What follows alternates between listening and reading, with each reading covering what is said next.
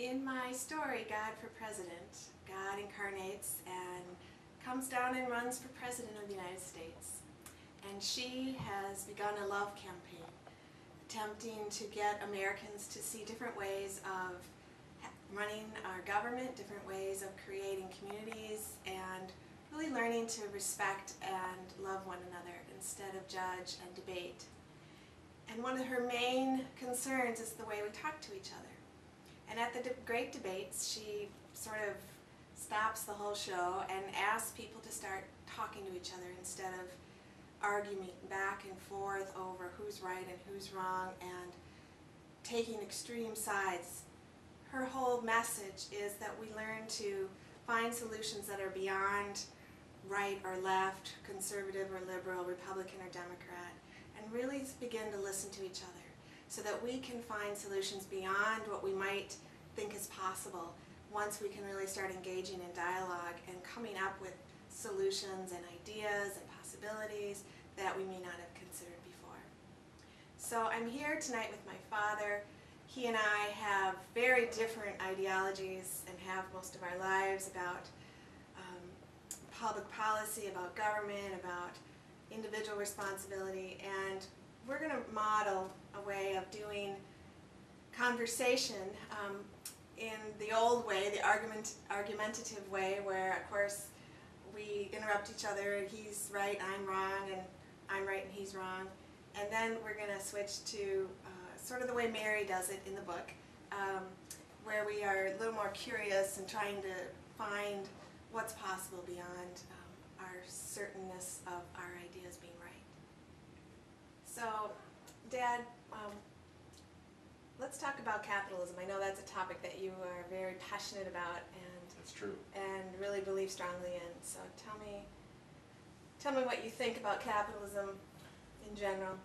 Well, capitalism was the foundation of the society in which we live because we created a method of running a country based on people who had ideas, entrepreneurs, who created businesses, created jobs. That created capital, and those people became employed. They were able to feed their families, buy homes, buy groceries, and all those things. Our country and I think we're discouraging that. We're heading toward socialism. Socialism? Well, that seems to me that's what's happening. Dad, this is a democracy. We were founded on a democracy about people coming together. It's not about money. It's not about economics. I think we've gone too far into capitalism. And look what's happening. We have such a disparity in rich and poor. About their point of view, trying to convince the other person that they're right.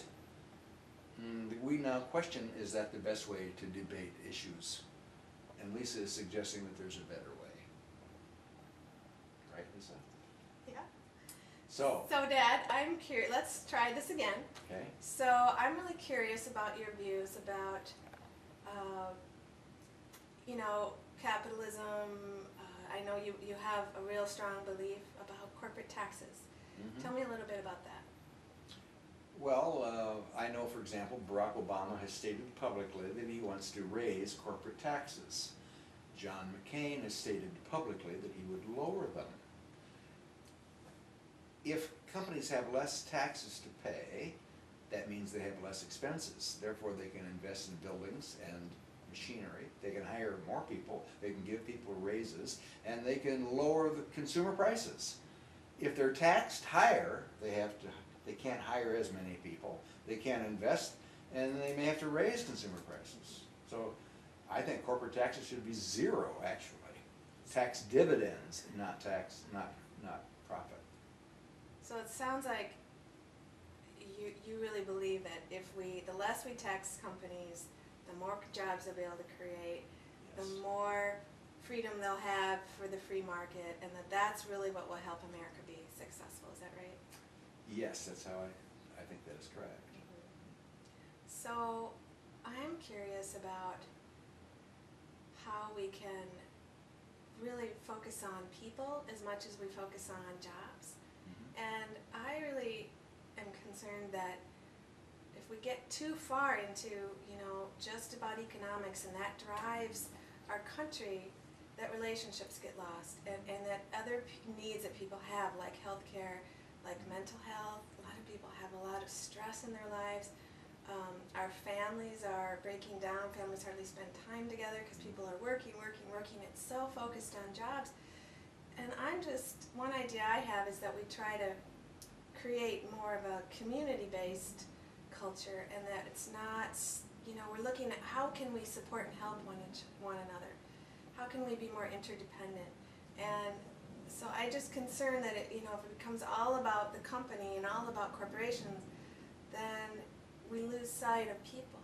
So I'm just wondering, Dad, how could we find a middle way where there might be both what you're saying and both kind of what I'm saying? And what do you think about that? I think you make an excellent point, and I think corporations should have a responsibility to be somewhat more,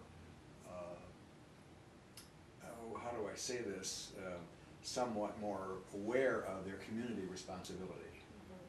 So maybe there's a way to allow capitalism to grow, but not completely free. They have to have some obligations to the society. Maybe there's a compromise in there somewhere. I wonder if you would consider that the government I know you have a concern that the government is too regulatory and, big brother government, try not to be in people's lives.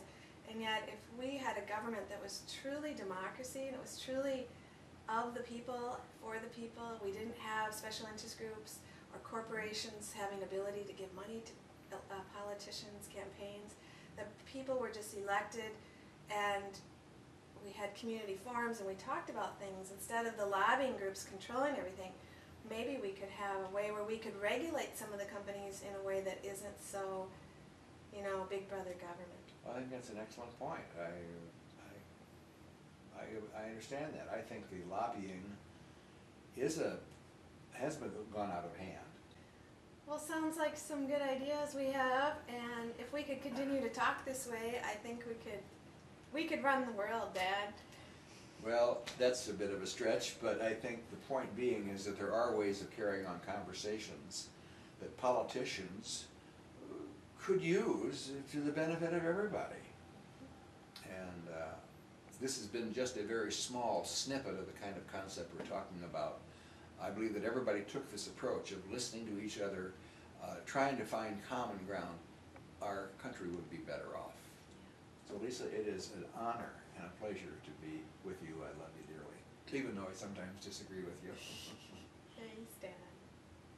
So please check out our love campaign, which is really trying to create more of this kind of dialogue, as well as be kind to one another and see how we can come together instead of continuing to be apart. www.godforpresident.com